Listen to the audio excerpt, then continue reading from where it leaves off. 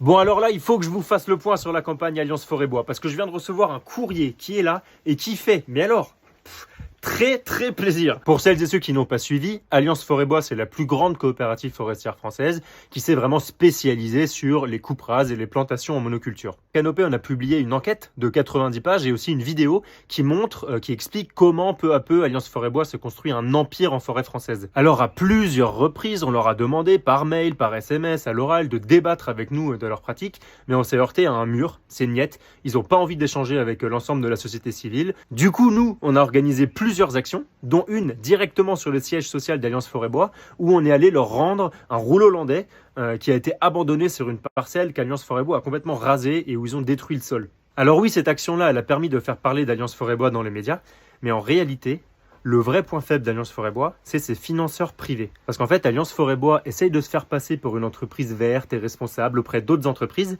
pour demander à ces entreprises de financer des projets d'Alliance, soit directement via le label bas carbone ou via Plantons pour l'avenir, qui est un fonds de dotation derrière lequel Alliance se cache, qu'Alliance a créé et qu'Alliance préside, mais derrière lequel il se cache. Donc nous, évidemment, on est venu dévoiler le vrai visage de Plantons pour l'avenir, par exemple lors d'une conférence à Sciences Po où Alliance Forêt-Bois a essayé d'attirer de nouveaux financeurs et aussi sur le salon Pro Durable à Paris. La stratégie qu'Alliance Forêt-Bois a trouvée pour nous contrer, c'est complètement hallucinant, c'est d'essayer de nous faire passer pour des terroristes, des violents, de dire qu'on porte des menaces de mort. Regardez par exemple ce communiqué qui est tout simplement mensonger dans lequel Alliance dit « Un salarié de la coopérative Alliance Forêt-Bois a reçu des menaces de mort d'un militant présent lors d'un rassemblement organisé à Paris par l'association Canopé Forêt Vivante ». Alors moi j'étais sur place ce jour-là, il y a bien eu une menace d'un passant, mais c'est une personne qui n'avait mais alors strictement rien à voir avec Canopé, c'est une personne, on ne sait même pas qui c'est, et ça Alliance Forêt-Bois le sait pertinemment. Côté Canopé, on a porté plainte pour diffamation et pour dénonciation calomnieuse, mais surtout, on a déjà le retour des députés et des cabinets ministériels qui ont reçu le communiqué d'Alliance Forêt-Bois et qui ont compris que c'était un petit jeu complètement malhonnête. C'est surtout la suite qui est encore meilleure, parce qu'on a aussi directement contacté les financeurs d'Alliance Forêt-Bois. Ils sont en train de se désengager, de lâcher Alliance Forêt-Bois les uns après les autres. Alors évidemment, Alliance Forêt-Bois refuse de voir la vérité en face, et ils ont dit dans un article publié dans Forestopic le 17 octobre, « En aucun cas, il n'y a des non-renouvellements ou des pertes, que ce soit de la part des mécènes de Plantons pour l'avenir ou des financeurs du label bas carbone. »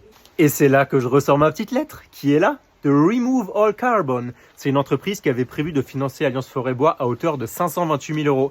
Et oui, ça c'est ce qui est dit dans un document interne à Alliance qui a fuité.